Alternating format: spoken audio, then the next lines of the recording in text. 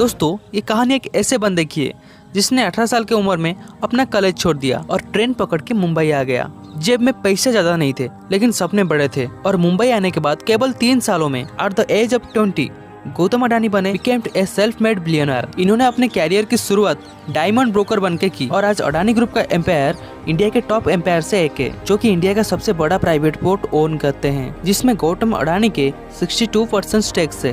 यही नहीं, 2014 से लेकर 2019 तक गवर्नमेंट के 126 कॉन्ट्रैक्ट बिड्स में से 25 कॉन्ट्रैक्ट्स अडानी ग्रुप ने जीते थे। दोस्तों अडानी ग्रुप कितना बड़ा है ये आपको मैं बताने की जरूरत ही नहीं है, पर गौतम अडानी जिन्होंने जीरो से अपना एम्पायर खड़ा किया, उनके पास ऐसे कौन से स्किल थे ताकि उनको जीरो से हीरो बना दिया, वो हम इस वीडियो में डिस्कस करेंगे। बहुत ध्यान से सुनना। गौतम अडानी पहले से ही बहुत ही विजनरी थे। अपना स्कूल टाइम पे वो एक बार कल्लापोर्ट दिखने के लिए गए थे और उसी दिन उन्होंने डिसाइड किया वो भी अपने लाइफ में ऐसा ही कुछ बनाएंगे जो इससे भी बड़ा होगा, और उस दिन से वो अपने सपनों के पीछे भागे और उससे हकीकत में भी उतारा। गौतम अडानी का जन्म एक ऐसा परिवार में हुआ जिनका टेक्सटाइल का बिजनेस था, पर वो उनके फैमिली बिजनेस में कभी भी इंटरेस्टेड नहीं थे, इसलिए वो डायमंड ब्रोकर बन के अपने कैरियर की शुरुआत की और कामयाब भी हुए। इसके साथ और एक स्किल इनमें बहुत ही तगड़ा है जो कि है नेगोशिएशन स्किल, और उनके नेगोशिएशन स्किल के 2 किस्से बहुत ही फेमस है। 2008 में उडुपी थर्मल पावर प्लांट की डील होने वाली थी और ये कोई 50-100 करोड़ की डील नहीं थी,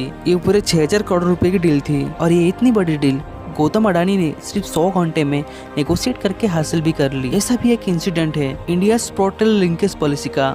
बहुत कम लोग जानते हैं कि is a man behind India portal linkage policy का। इस पॉलिसी को रियलिटी में लाने के लिए वो नीतीश कुमार से मिले, जो कि उस टाइम के रेलवे मिनिस्टर थे, कि उन्होंने उनको कन्विंस किया कि पोर्ट्स को मेन रेलवे लाइन से जुड़ना इंटरनेशनल इंपोर्ट एक्सपोर्ट के लिए कितना इम्पोर्टेंस है, और इसके बाद ये पॉलिसी भी इम्प्लीमेंट हुई। Gautam Adani is a very good observer. वो जानते हैं कि किसी भी बिजनेस का नीड्स और डिमांड को देखकर उस बिजनेस का प्रॉपर नॉलेज लेकर अगर हम बिजनेस के अर्ली स्टेज में इन्वेस्टमेंट करें तो वहाँ से हम बहुत अच्छे रिटर्न्स ले सकते हैं। शुरुआत से वो अपने बिजनेस को डाइवर्सिफाई करने पर फोकस किया और मार्केट के हिसाब से वो अपने बिजनेस को डाइवर्सिफाई करते रहे। इसी वजह से एग्रीकल्चरल एक्सपोर्ट और पावर प्रोडक्ट के साथ स्टार्ट हुआ उनका बिजनेस, और power generation, distribution, oil and gas, logistics, port development, इन सब में फैल चुका है। गौतम अडानी हमेशा लॉन्ग टर्म विजन के साथ बिजनेस में इन्वेस्ट करते हैं। अडानी ग्रुप एक डाइवर्सिफाइड कंपनी है, इसके अंडर कई सारी बिजनेसेस आते हैं। गौतम अडानी जानते हैं कि बिजनेस को ग्रो करने के लिए डाइवर्सिफिकेशन कितना इंपॉर्टेंस है, और इसी वजह से अपना फोर्स बिजनेस में मिला प्रॉफिट उन्होंने अलग अलग बिजनेस में इन्वेस्ट किया और अपने एम्पायर को ग्रो करते रहे। और now the most important thing, 2021 में गौतम अडानी की नेटवर्थ